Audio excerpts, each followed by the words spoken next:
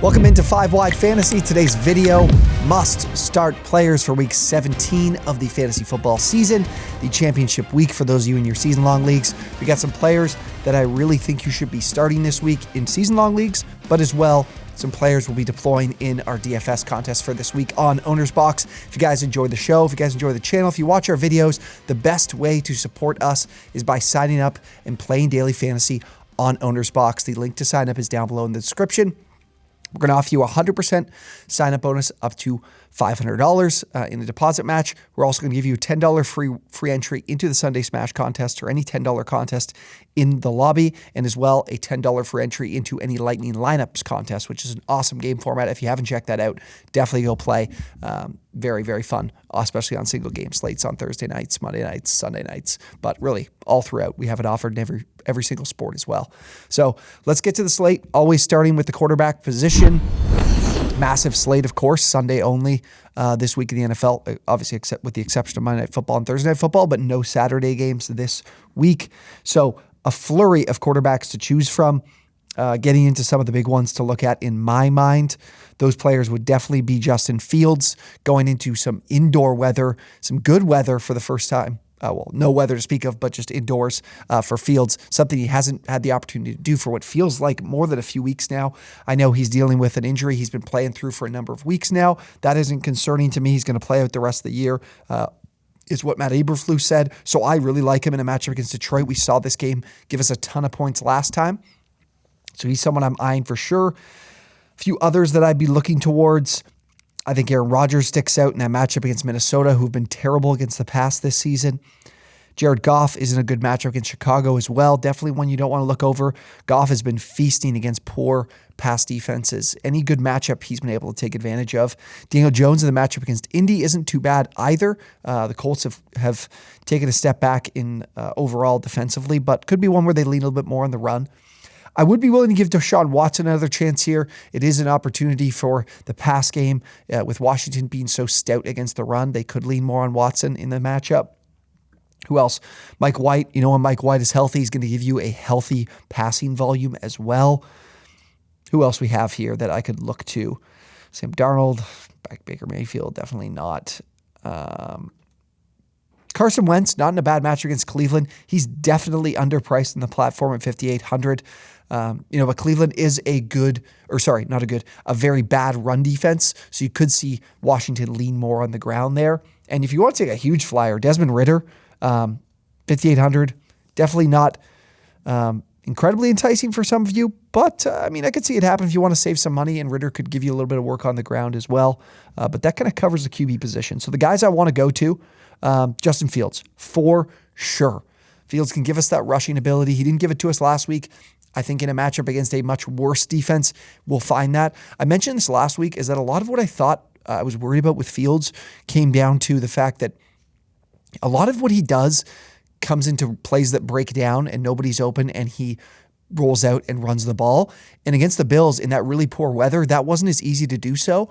And so he didn't really put up much of a rushing total and really killed you. He was the reason I was eliminated in one of my leagues, was because of this guy. But hopefully he can make me some money today, or make me some money this weekend by putting him in the DFS lineup. So I'm going to go with Fields, and I like stacking him with Cole Kmet.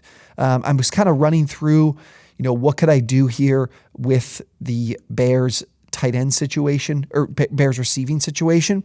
I think Kmet is the one that makes the most sense. Obviously a little bit pricier at the tight end spot at $4,500, but he's posted 5+ targets in 4 or 5 straight weeks. He hasn't given us a big week in a few weeks now, but I think he gives us the best chance to do so at the Bears spot. And the Lions are the worst team against the pass in the NFL.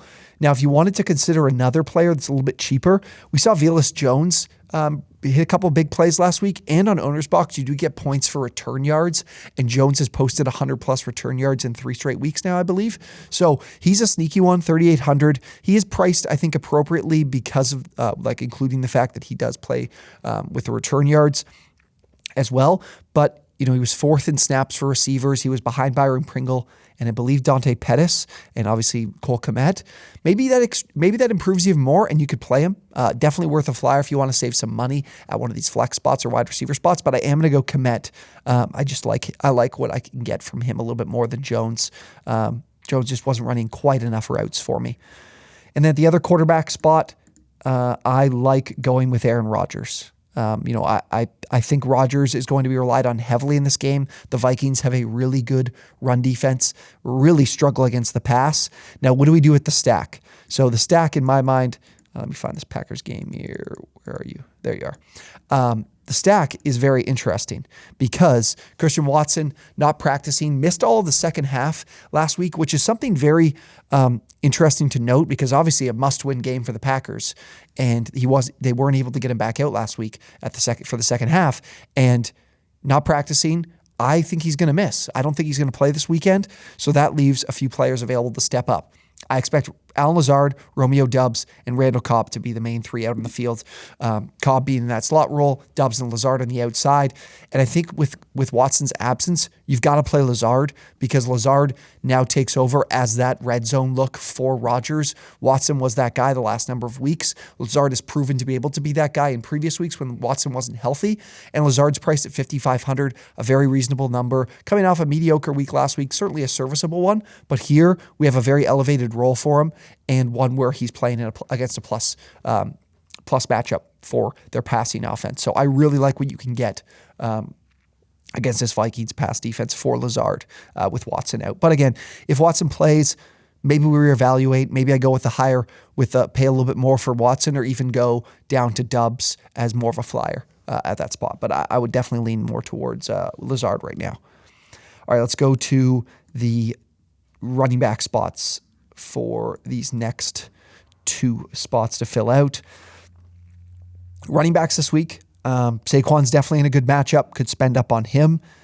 Who else we have? Cook in a great matchup against Green Bay's run defense, can spend on him. I would recommend doing that as well. Travis Etienne's hard to look past, though, as someone who is my RB5 this week. I think I have him as maybe RB5, RB4 in a great matchup against Houston. He's cheaper than those guys, and I have him ranked higher. So in my mind, absolute slam dunk play there with Etienne at 6K. Walker, I think, is a good one. We talked about that with the running back rankings.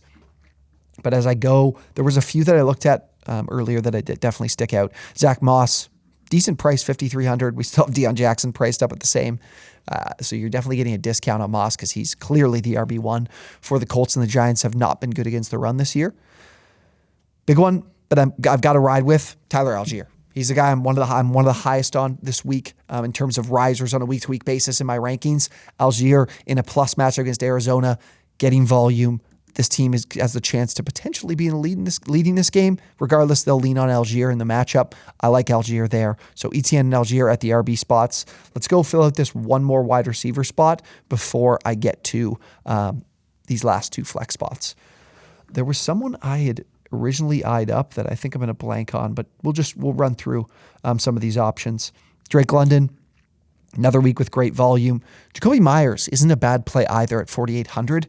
I do think the Patriots will struggle to run the ball in this matchup against Miami and more lean on the pass game, and Myers had a good week last week. I'd expect that to continue here. He's definitely someone you want to play in your season-long leagues. Now that I look at Jahan Dotson, I remembered what I want to do. Curtis Samuel. With Carson Wentz at quarterback, Samuel was averaging over 9 targets per game, and he was obviously also getting rushing opportunities. Curtis Samuel with Carson Wentz is a must play. 4,400, very cheap this week, which is perfect for us. Getting him at a good discount. He's not priced appropriate to what his role will become with Wentz, as Wentz is more likely to be looking to those intermediate areas of the field, and that's where Samuel is. So downgrade for me for Terry McLaurin, downgrade slightly for, I guess off the weeks Jahan Dotson's been having, definitely a downgrade. But I do see Samuel as now the wide receiver one in this offense, believe it or not. That's what the information we got earlier this season with Wentz tells us. Now, of course, Dotson has looked so good that how can you subtract this guy's role at all? But a lot of it is less about the design from the coach and more about what the quarterback leans on and looks to. And it seemed like Samuel is that guy. So I'm going to lean on that this week for sure. Now, with these final two spots, 5,650 left, so right around 5,700 we can spend. Some players around this number that I like. Let me just see here. What do we want to do? Jacoby Myers would be a decent play. If I went Jacoby Myers, and then I'd have 65 left. I could go Keenan, who's had great volume, a matchup against the Rams, and the Rams definitely present more of a passing game script. They're still solid against the run without Aaron Donald. That's a good look. Who else could we go to that's even cheaper? I'm going to look at some even cheaper options.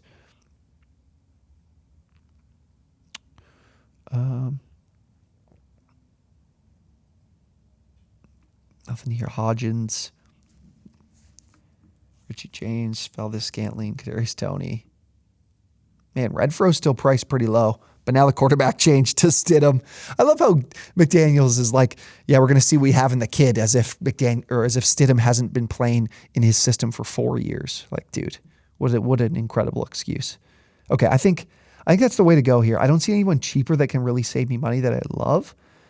So that seems like the most logical way to go. Yeah, let's go with that. Unless there's someone higher priced that's in like the 5K or like the 5K range. No. Garrett Wilson. Garrett Wilson wouldn't be bad. Because Mike White back, I think their passing volume goes up a fair bit. And that makes Wilson a great start. I know if you still have him, he's definitely someone I want to start this week. I'm going to go Allen. So filling this out. Love what we have here. So the quarterback spots, Justin Fields, and in the super flex spot, Aaron Rodgers, and then stacking Fields with Cole Kmet, his number one passing option, and then stacking Rodgers with Allen Lazard, who I would anticipate to be his number one red zone option, with it looking like Christian Watson will play. But again, it's Wednesday, it's early in the week for me, so that could change, but we'll have a better idea closer to game day or to game time. Travis Etienne and Tyler Algier in my RB spots are two of the guys I'm highest on this week. Algier, I think, is my RB 14, I believe, and I believe Etienne is my RB 5. Go check out the running back rankings that we posted yesterday for the full details there. And then Curtis Samuel in that second wide receiver spot. Carson Wentz targeting him over 9 times a game when starting, and Samuel was seen even more looks than that if you include his rushing opportunities in those matchups too, or in those starts for Wentz too. And then the flex, Jacoby Myers in a matchup that I think the Patriots will lean on the pass game, and then Keenan Allen, who saw a terrific target amount this past week against Indianapolis, and that should continue here against the Rams as well. Both him and Williams, I think, are solid starts. So that is the lineup for the 30K Sunday Smash contest on OwnersBox. Again, if you guys haven't signed up yet, if you support the channel, if you love our videos, go sign up. That link is down below. 100% deposit match up to $500 and 2 free entries, one into Lightning lineups with code Lightning10 and one into our daily fantasy contest with promo code DFS10. So that is down below. Go sign up. We'd greatly appreciate it. If you guys enjoyed the video, be sure to drop a like, subscribe to the channel if you enjoyed, and we'll see you on the next one.